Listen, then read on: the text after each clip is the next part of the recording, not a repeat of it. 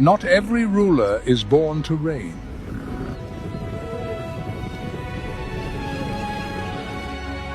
Many must fight simply to be recognized.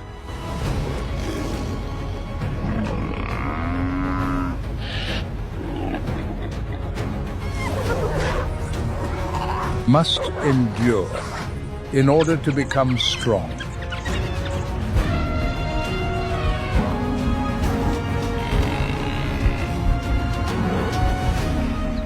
And must conquer the fear within themselves before they can conquer anything else.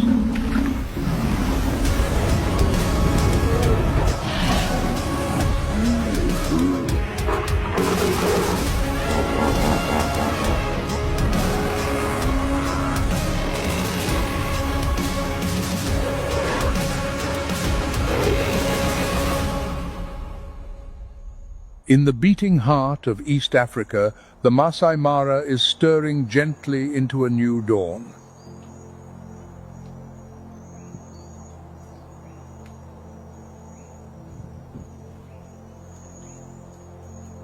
This is a land of horizons that stretch beyond imagination, where golden grasses bow to nothing but the wind.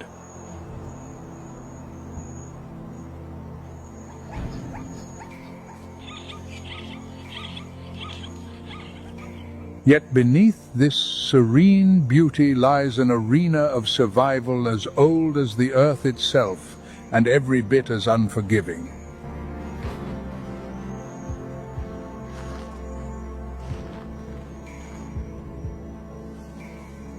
Here, there are only two roles to play: those who must hunt to live, and those who must run to survive.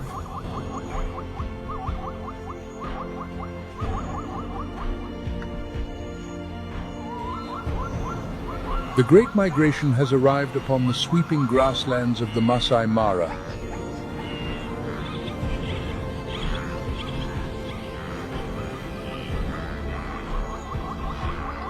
Hundreds of thousands of wildebeest and zebra now flood across this boundless plain. The thunder of their hooves rolls across the earth like a war drum that never falls silent.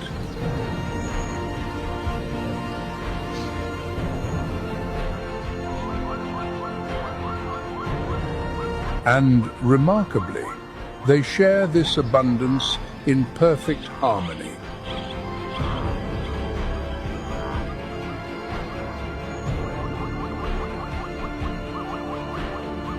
Zebra, with their powerful jaws, crop the tough, dry tops of the grass, clearing the way for wildebeest to feast on the tender young shoots beneath.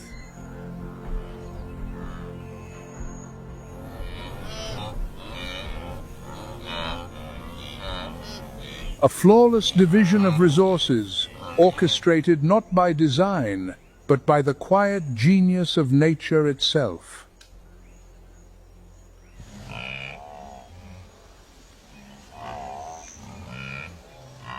But such abundance never goes unnoticed.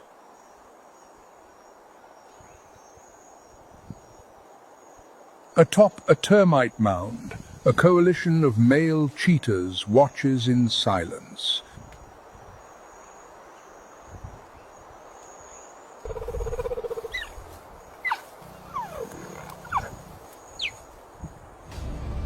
Their alliance grants them something a solitary cheetah could never attempt: the ambition to bring down a full-grown wildebeest.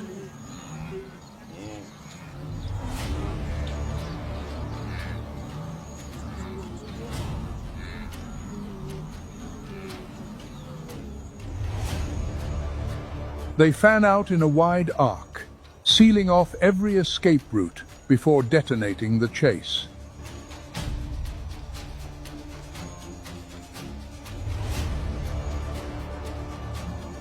In the blink of an eye, these biological machines erupt to speeds exceeding 60 miles per hour.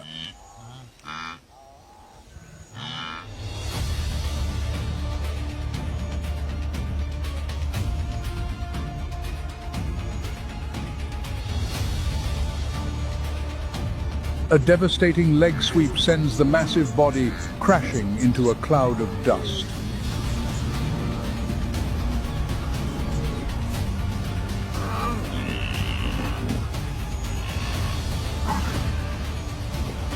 Instantly, the others converge, clamping down on the throat of their prey.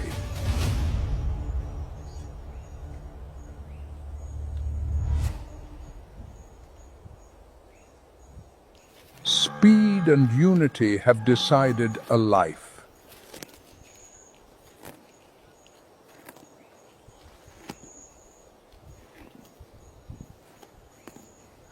But on this savannah, the true masters of the art of war wear a different face entirely.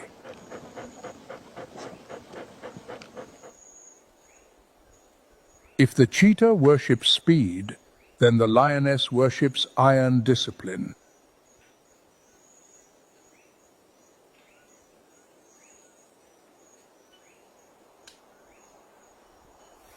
Amber shadows melt into the dry grass, utterly invisible.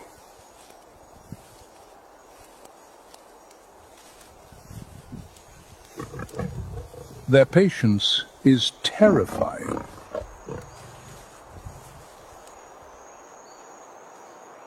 A flawless encirclement takes shape around a herd of zebra, angles measured, distances closed, positions locked.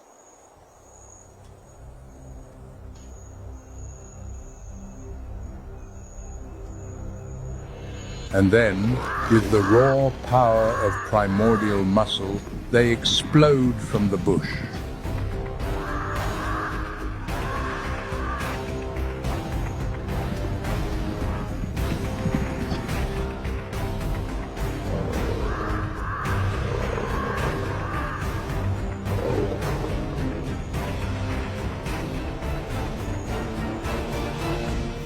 Tonight's meal is the product of a collective strategy that leaves no margin for error.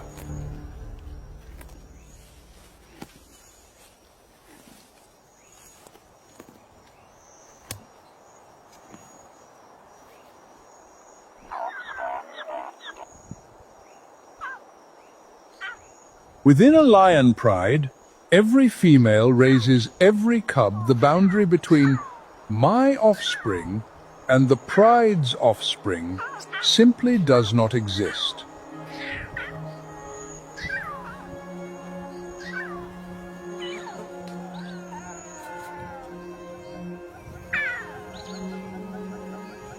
They press their noses together after each night's hunt, a ritual so gentle it seems almost impossible among apex predators of this caliber.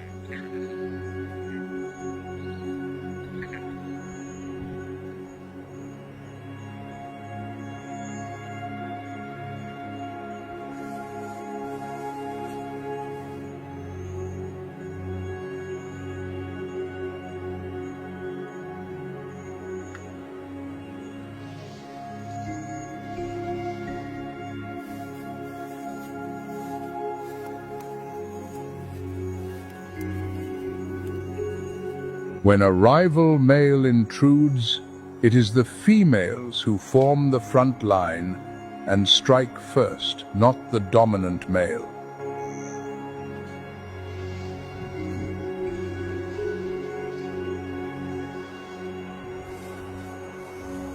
Each lioness knows her exact position in the formation, because on the savannah, discipline is not merely an advantage. It is survival itself.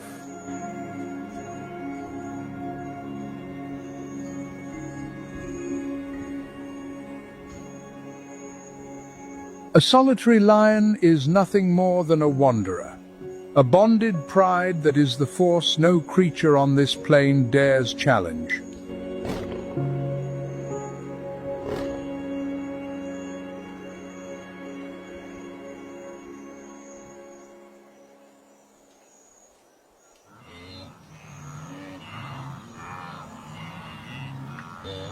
To reach fresh pastures, the wildebeest must now face the greatest trial of their lives.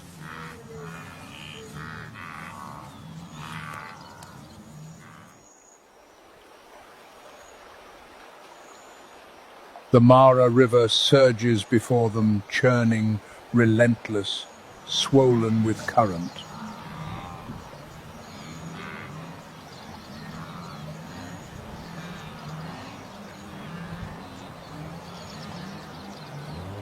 Tens of thousands crowd along the crumbling cliff edge. Dust billows into the air. The tension is suffocating.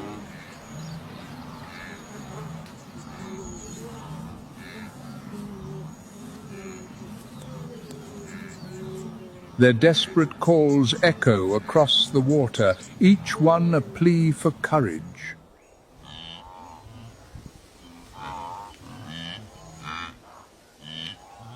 They long to cross. But instinct whispers a warning. Beneath that murky surface, dark shapes are drifting, waiting.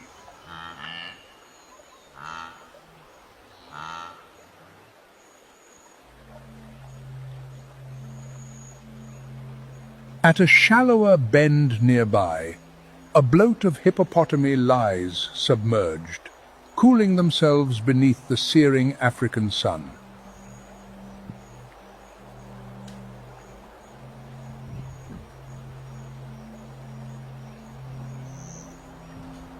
They are herbivores, nothing more than grazers, and yet they rank among the most dangerous creatures on this entire continent.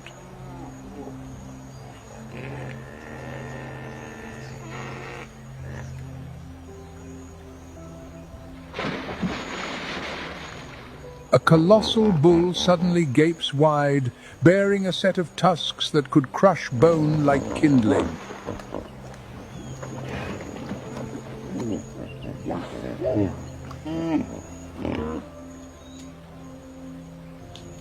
That is no idle yawn. That is a warning written in blood.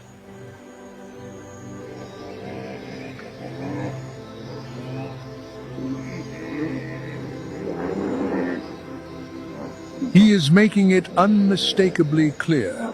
The chaos on the far bank will not be permitted to trespass into his domain.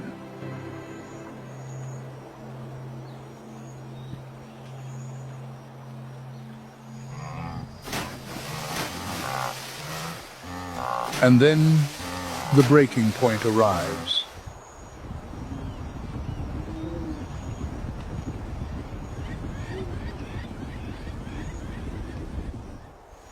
The first wildebeest hurls itself into the water.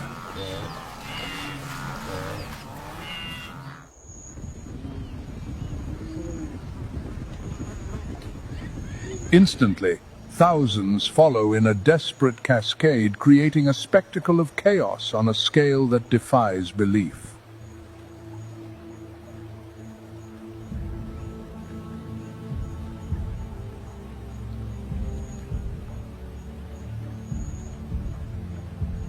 This is the moment that prehistoric killing machines have waited months to witness. Nile crocodiles, some measuring over 16 feet in length, glide silently toward the thrashing crowd.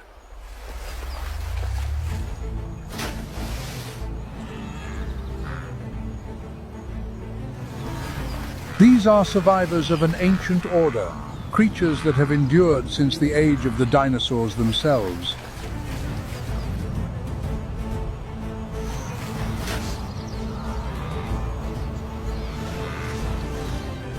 Their ambush technique is without flaw.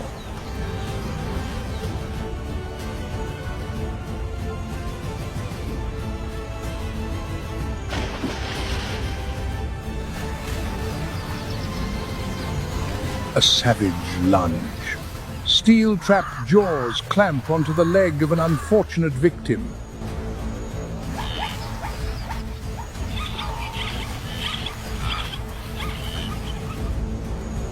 The crocodile drags the full weight of its massive body downward, pulling the wildebeest beneath the surface.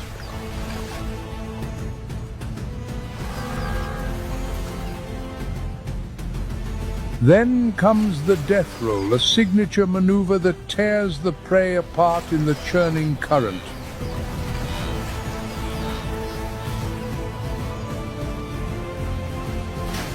The Mara River runs thick now with mud, with dust, with blood.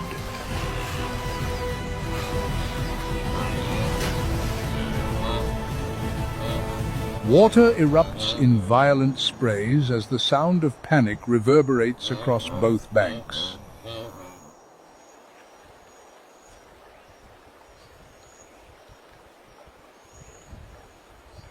This is the cruelest crescendo of life itself, where the death of one creature is the continuation of another.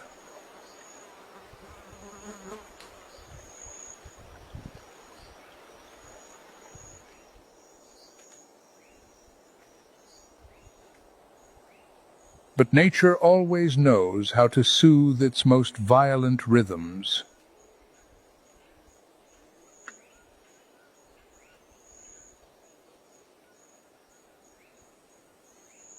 Following the waters that flow from the Mara into the distant lowlands, we can leave this turmoil behind.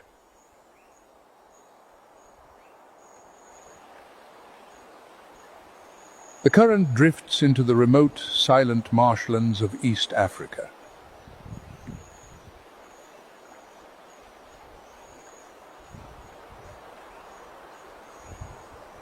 In this waterlogged kingdom, the pulse of life slows almost to a standstill.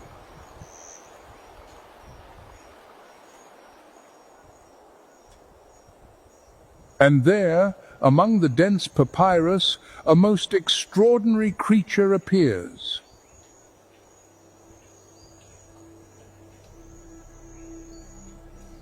The shoebill bearing the unmistakable silhouette of its dinosaur ancestors.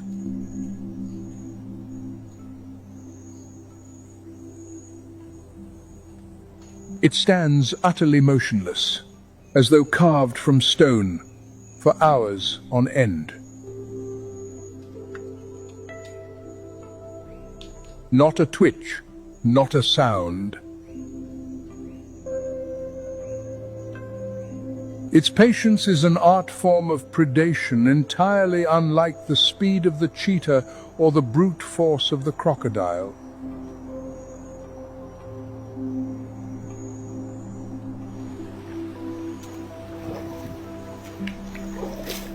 Beneath the opaque water, a small fish drifts unwittingly into range.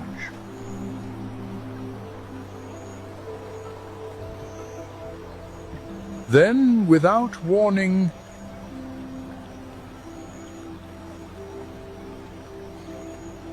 that enormous shoe-shaped bill strikes the surface like a thunderbolt.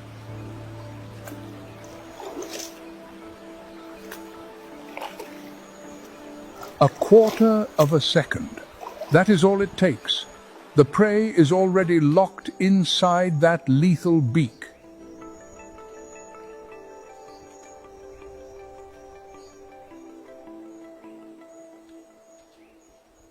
Back on the banks of the Mara, the chaos is subsiding.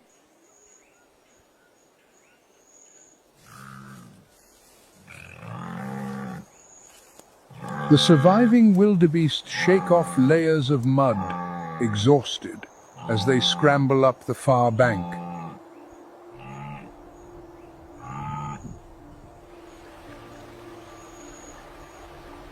Crocodiles and lionesses alike lie sated now, basking in the brilliant African sun.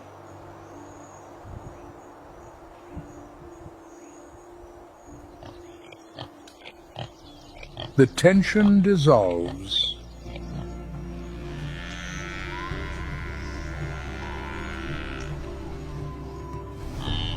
The losses have been left behind on the other side of the river, yielding to a will to survive that nothing can extinguish.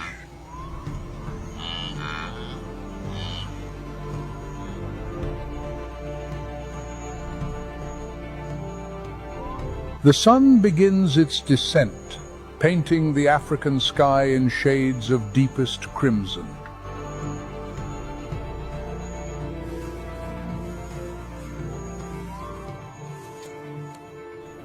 The cycle of life and death on the Masai Mara may be savage, but it is always warmed by the radiant light of the sun.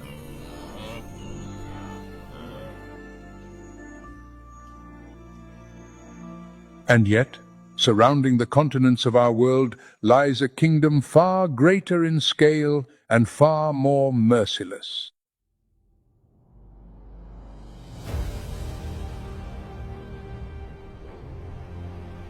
A realm where the raw, elemental power of water dictates every boundary of existence.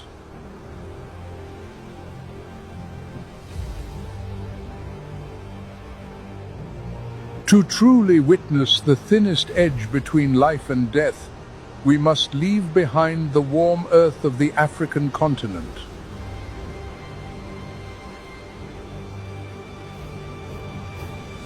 Come with us now into the cold, the dark, and the utterly unforgiving depths of the brutal Pacific.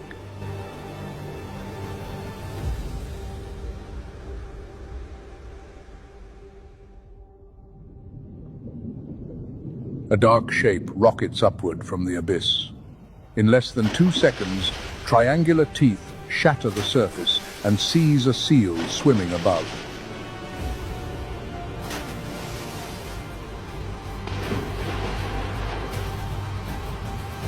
The breach of a great white shark, violent, precise, merciless. This is not an action sequence from a film. This is breakfast.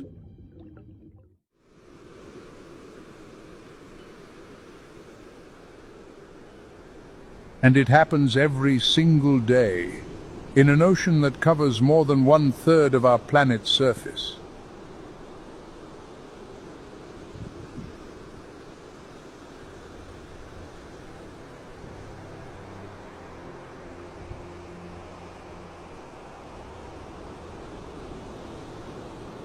The Pacific Ocean.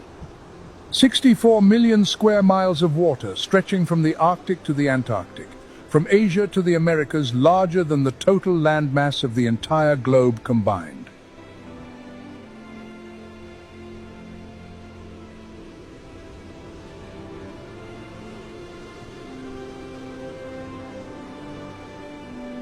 Nearly 10 times the area of Russia, the largest country on Earth.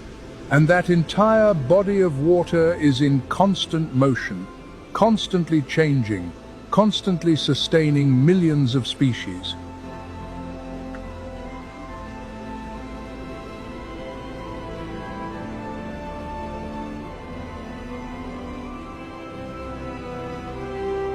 Ferdinand Magellan named it Pacific, peaceful, when he crossed it in 1520. But the name is a grand deception.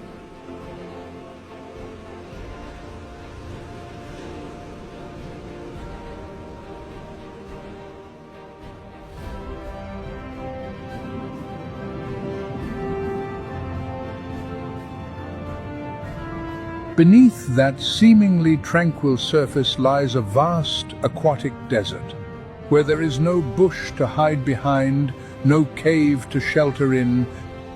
Every creature must move without ceasing, hunt without rest, flee without pause.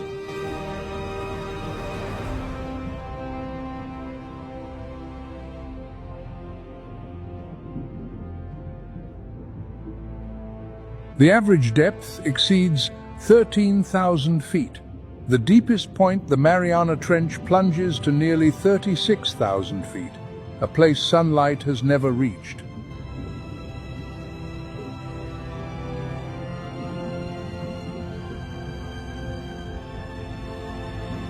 From surface to abyssal floor, the Pacific holds more than half of all the ocean water on the planet.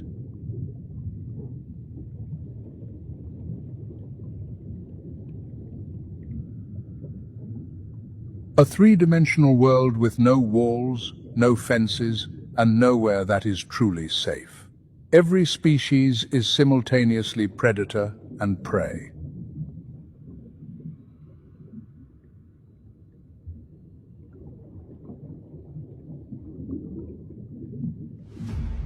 A shadow 6.5 yards long, 2 tons of muscle, 300 teeth.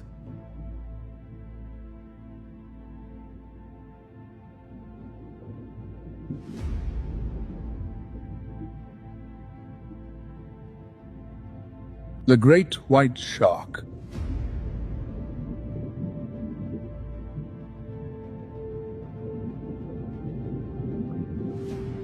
The great white is a masterpiece, sculpted by 400 million years of evolution.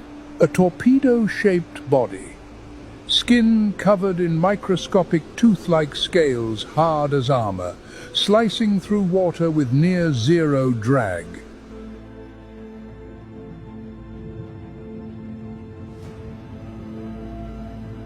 Dark grey above, pure white below, a flawless camouflage system known as counter-shading.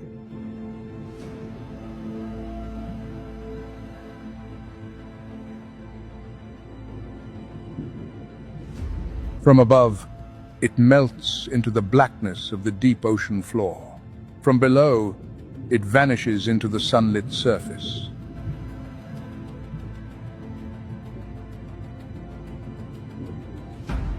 The prey never sees it coming.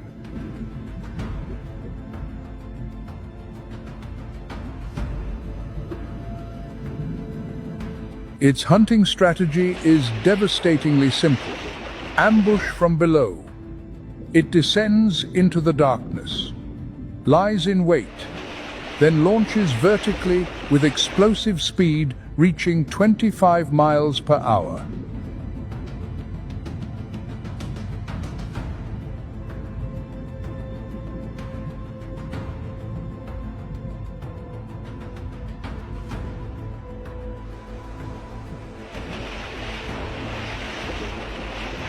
The force of the breach is so immense that the entire 2-ton body clears the surface, a terrifying aerial assault that leaves a seal with virtually no time to react. That moment, from the instant the shark leaves the deep to the instant the jaws snap shut, unfolds in less than 1 second, faster than the prey's own reflexes.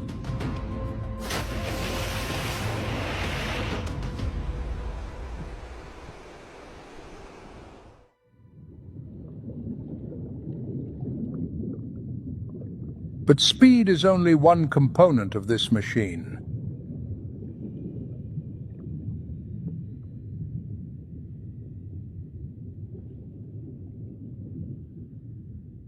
Along the snout of the great white, thousands of tiny pores house sensory organs called the ampullae of Lorenzini, capable of detecting electrical impulses as faint as 1/1000th of a volt, generated by the muscles of nearby prey.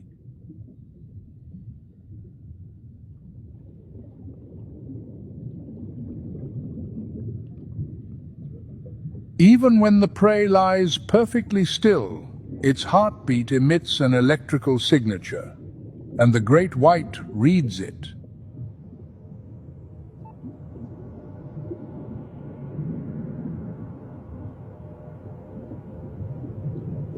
Vision, hearing, electroreception, touch. The great white shark is a complete early warning system honed by 400 million years of evolution.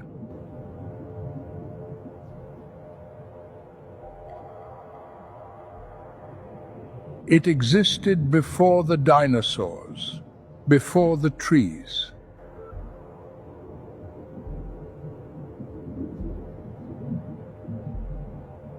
Its auditory system detects low-frequency vibrations from over a mile away.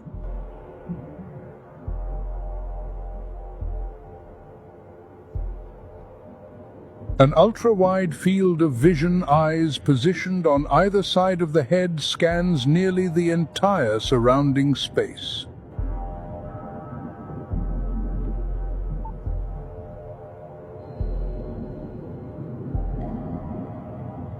Its teeth, roughly 300 active at any given time, arranged in 5 to 7 rows, are serrated triangular blades.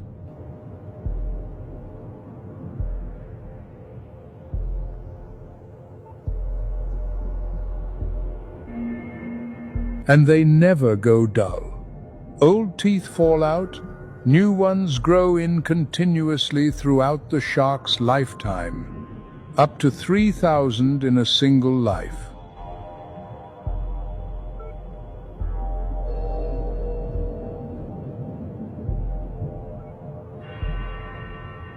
With large prey such as elephant seals or sea turtles, the great white does not bite to kill immediately.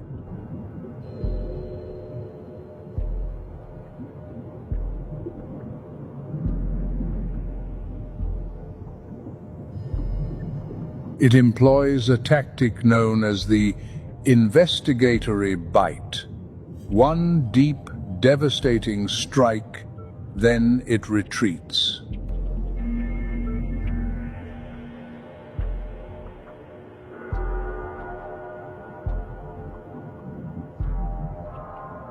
It waits for the victim to bleed, to weaken. Then it returns to finish, cold, calculated. No energy wasted.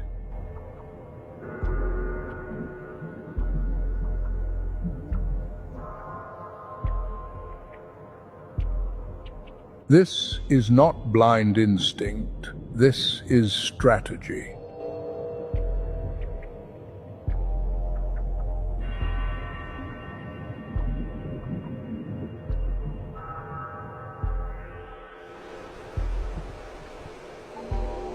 Off the coast of Guadalupe Island, Mexico, researchers have observed great whites returning to the same hunting grounds year after year, evidence of a remarkable spatial memory.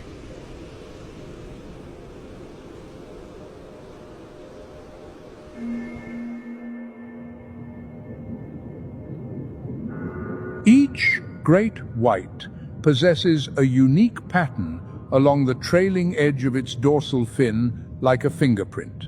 This allows scientists to identify and track individual sharks across decades.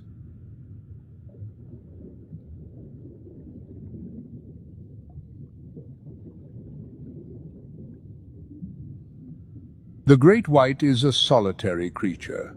It does not hunt in packs. It does not share territory.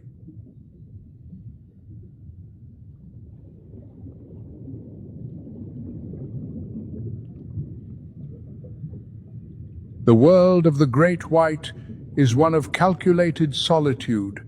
No allies, no family, only itself and the sea.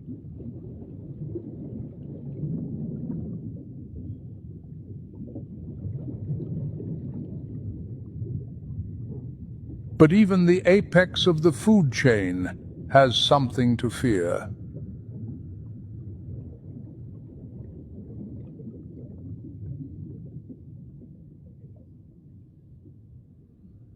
The orca, the killer whale, when orcas appear, great whites vanish. Not a tactical retreat, a flight.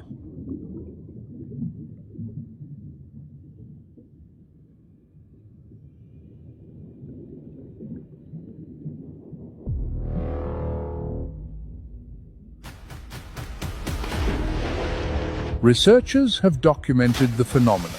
After an orca kills a great white and consumes its liver, a massive organ, rich in oil, accounting for roughly 1/4 of the shark's total body weight, the entire local population of great whites abandons the area and does not return for weeks.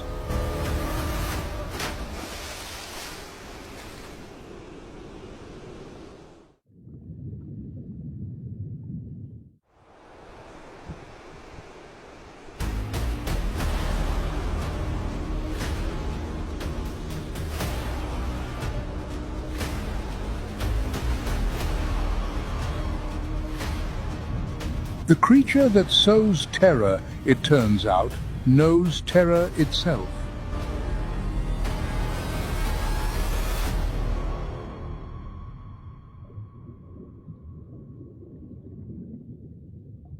At the edge of a coral reef, the shadow of a great white glides past. Below, a creature 20 times smaller senses the threat through vibrations in the water, through the darkness sweeping overhead.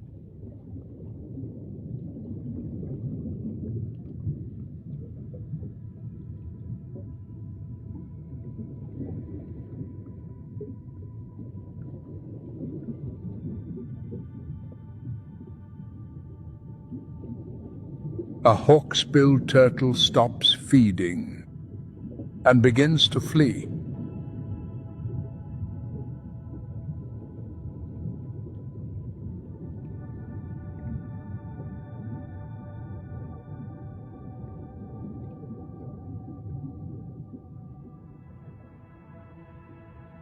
The hawksbill, one of the most beautiful and most critically endangered sea turtles on Earth.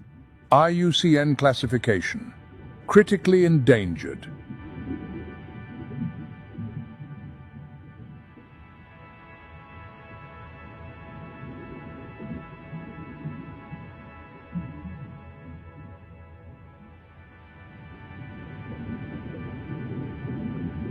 Its shell, a breathtaking mosaic of amber and deep brown, was once the very thing that drove humanity to hunt it for centuries.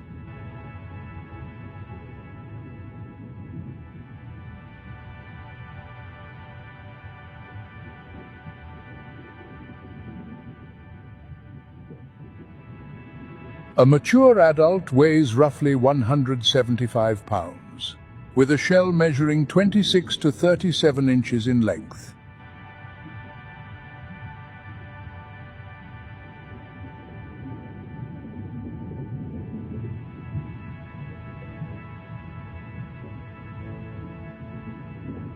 Minuscule compared to any of its enemies: great whites, tiger sharks, bull sharks, saltwater crocodiles.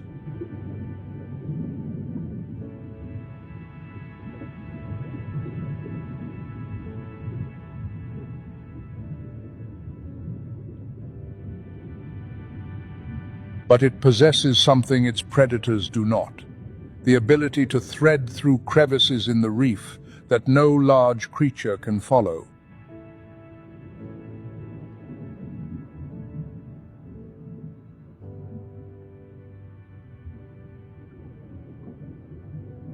A flattened body, a thin shell, and two pairs of flippers equipped with sharp claws, allowing it to grip rock and haul itself into the narrowest gaps in the coral.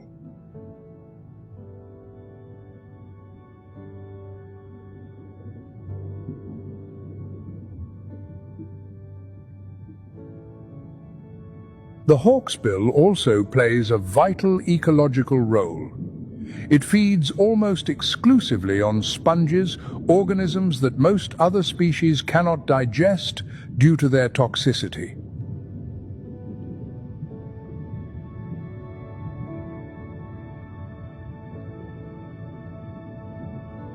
By controlling sponge populations, the hawksbill helps maintain the health of the coral reef. If sponges proliferate unchecked, they smother the coral, killing the entire ecosystem.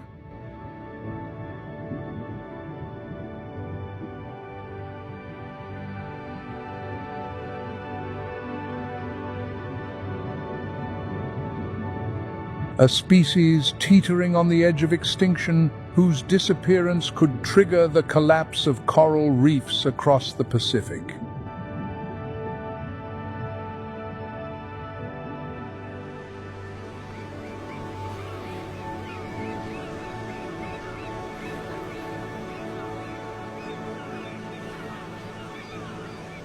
And there is one particularly extraordinary detail.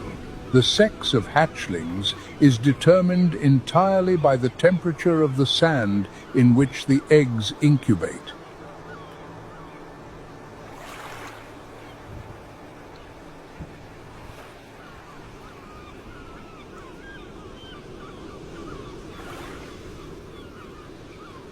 Warm sand produces females. Cool sand produces males.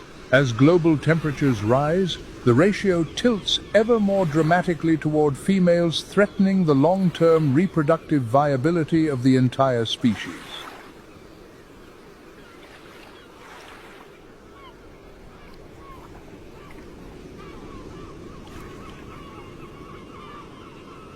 When nesting season arrives, the gauntlet becomes longer than ever.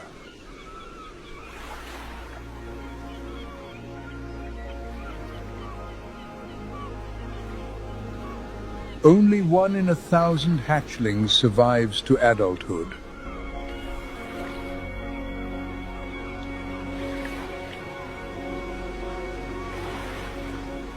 One in 1,000.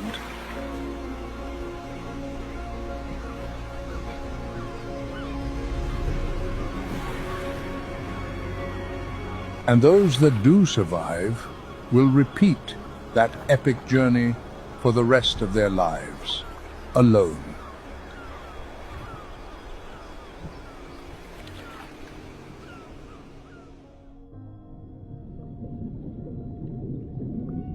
But not every species in the Pacific fights alone.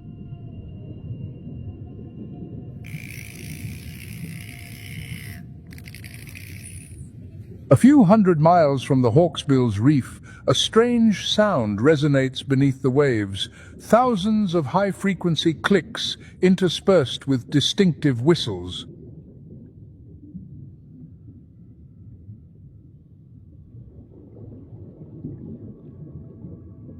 A pod of bottlenose dolphins is assembling, and they are not fleeing, they are preparing for battle.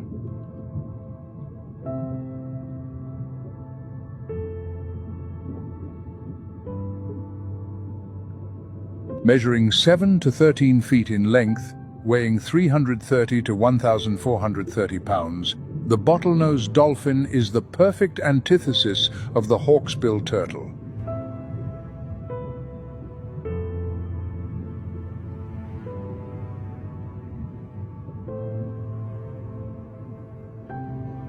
Where the hawksbill is solitary, dolphins live in groups from a few dozen to several thousand individuals. Where the hawksbill flees, the dolphin stands and fights.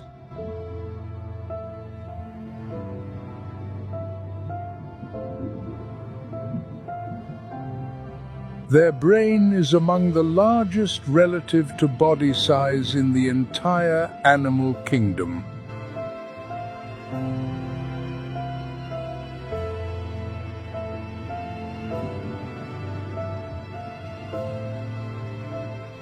And that brain is equipped with echolocation from the melon on the forehead.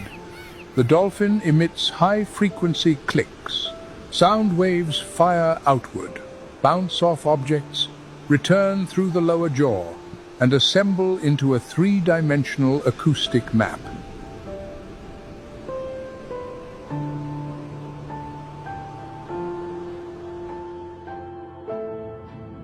They see with sound in murky water, in total darkness. Echolocation never fails.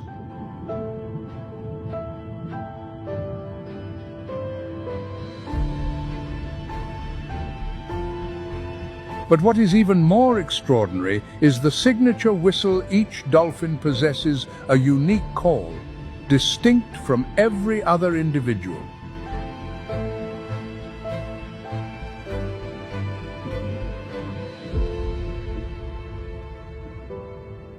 It is their name. Members of the pod call one another by name. When danger strikes, they whistle their names in warning.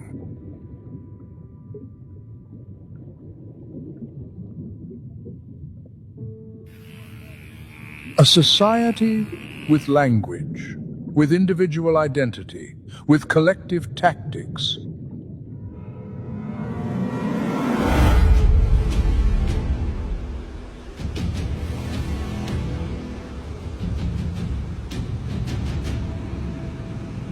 When they locate a school of fish, bottlenose dolphins do not simply charge in.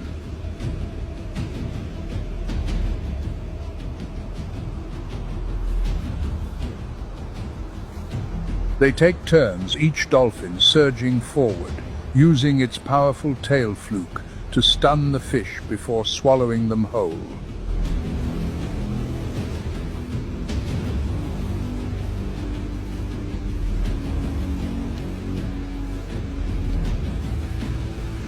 Every dolphin assumes a specific role: the herder, the encircler, the striker.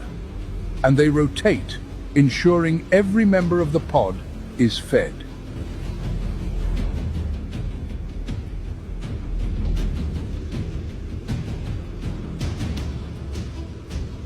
A complete military strategy executed by creatures with no hands, no weapons, only intelligence and mutual trust.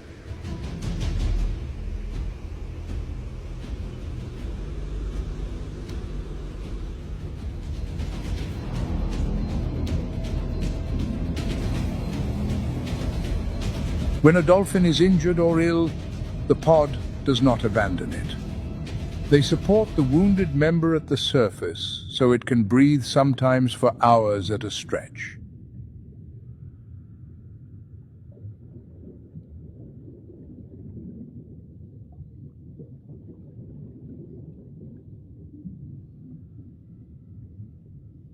In certain populations in Shark Bay, Australia, dolphins wrap their snouts in sea sponges when probing the sandy seabed for fish, a tool-use behavior passed down from mother to offspring across generations.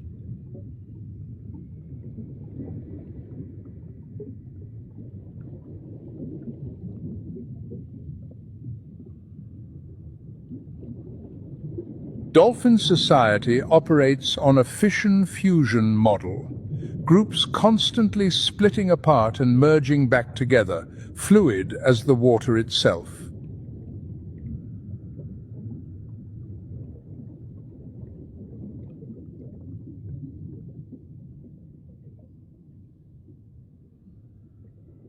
There is no fixed territory. When food is plentiful, groups merge into superpods. When food grows scarce, they break into smaller units to reduce competition.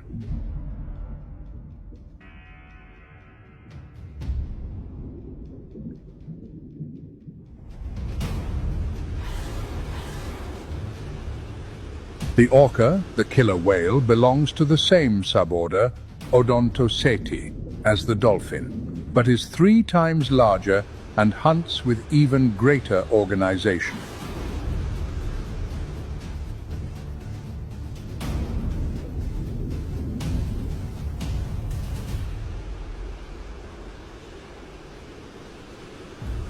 When orcas appear, bottlenose dolphins close ranks, form a defensive formation, and if possible, flee.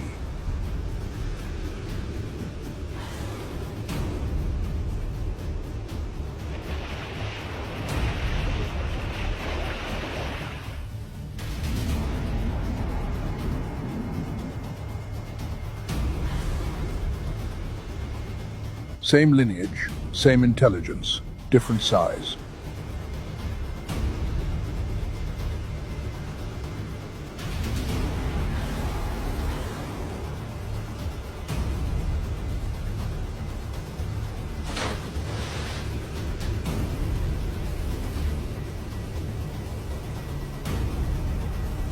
And in the ocean, size is still the ultimate currency.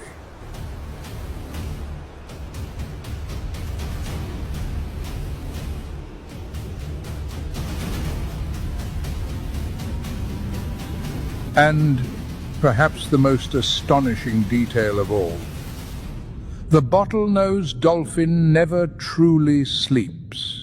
It practices unihemispheric sleep, resting only one half of the brain at a time, keeping one eye open, always scanning for predators.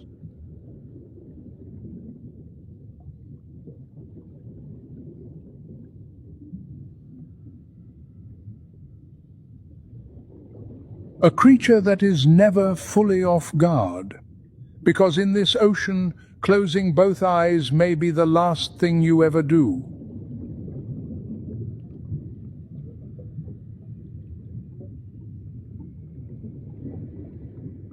The survivor in the Pacific is not the strongest, nor the fastest.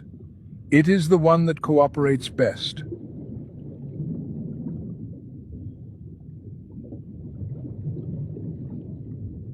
But in this ocean, whether you hide or fight, Whether you are tiny or colossal, fear never ends.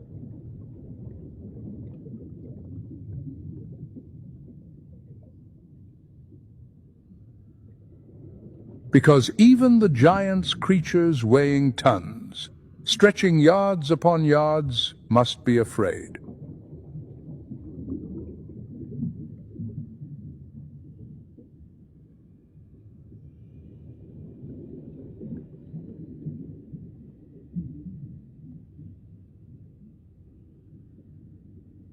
At a depth exceeding 1,000 feet, where sunlight is nothing more than a fading memory, a colossal silhouette glides through the silence.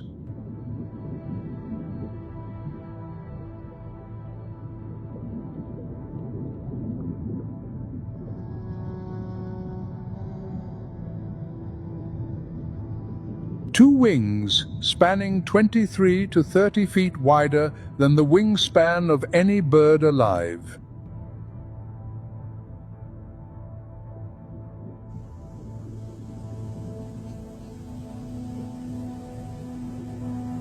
The manta ray, the gentle giant of the ocean,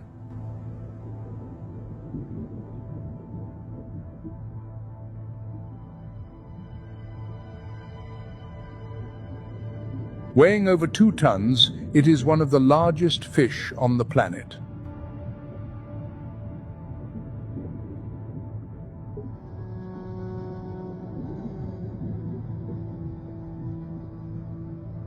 But unlike the great white, the manta ray has no serrated teeth, no venom, no offensive weaponry.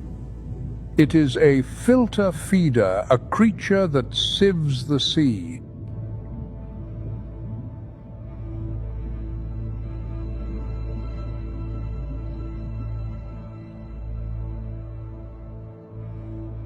It possesses the largest brain of any cold-blooded fish, a brain-to-body ratio that dwarfs those of all sharks, tuna, and swordfish.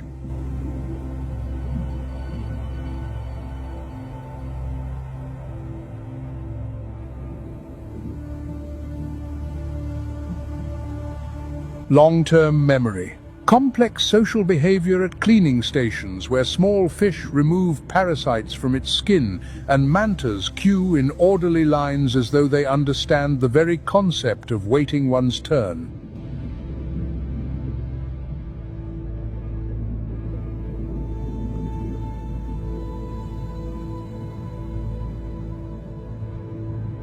Some studies suggest that the manta ray may recognize its own reflection, a cognitive feat so rare it is shared only by great apes, dolphins, and elephants.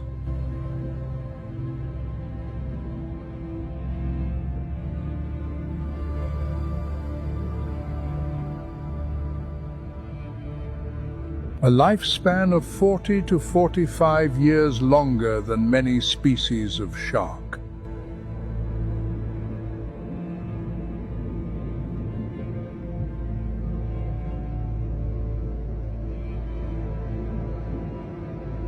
When feeding, the manta performs a barrel roll, spinning continuously through the water column to maximize the volume of plankton filtered through its gaping mouth.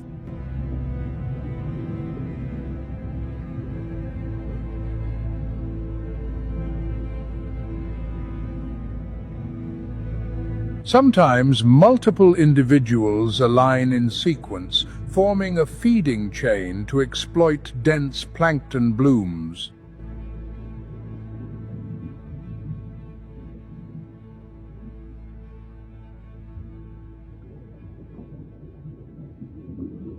The currents generated by those enormous wings are powerful enough to sweep along small fish, shrimp, and even divers who venture too close.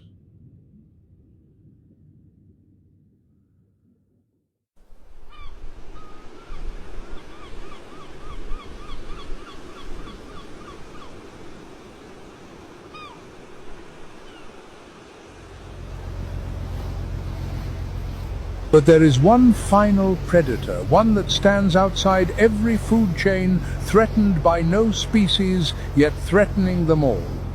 This predator has no fins, no fangs, no ampullae of Lorenzini.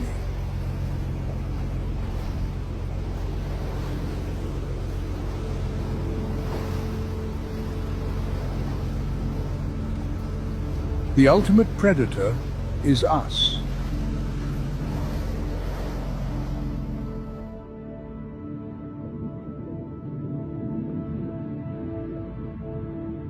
The hawksbill turtle, critically endangered. Its amber shell is still traded on the black market. Its nesting beaches are swallowed by resorts and drowned in artificial light that disorients hatchlings.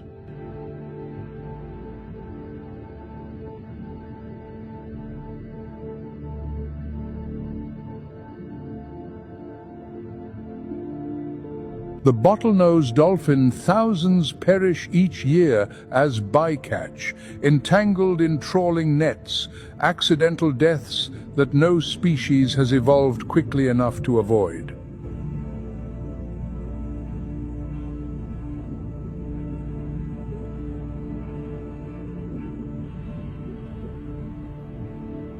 The manta ray, listed as threatened under the United States Endangered Species Act. Its gill rakers are harvested for traditional medicine, despite zero scientific evidence of any efficacy.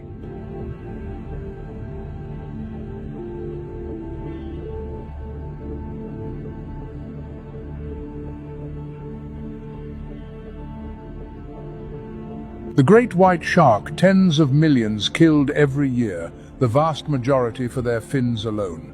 A single bowl of shark fin soup is erasing the apex predator of the ocean.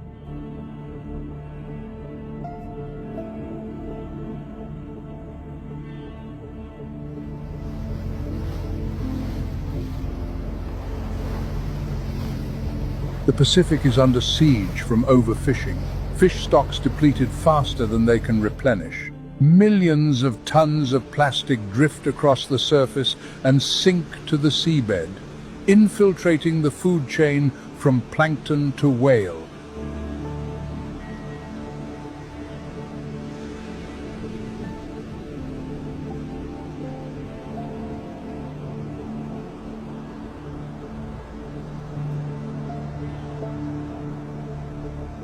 Plastic, the invisible enemy. A single piece fragments into millions of microplastic particles, mistaken for plankton, ingested by small fish, accumulating in the bodies of large predators, and ultimately arriving on our own dinner plates.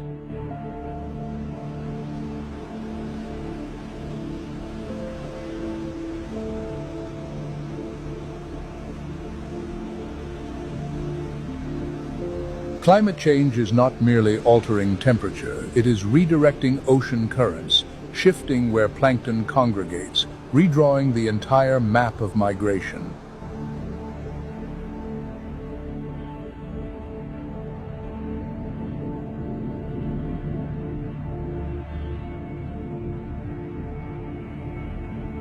When the foundation of the food chain shifts, the entire ecosystem falters.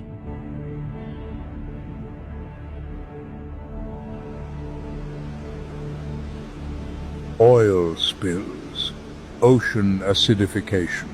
Rising water temperatures trigger mass coral bleaching, the homes of thousands of species vanishing in a matter of weeks.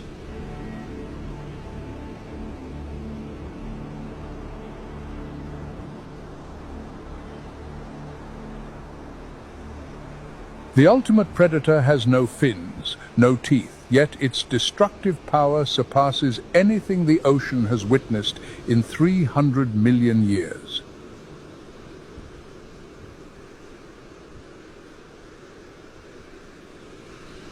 And nothing escapes.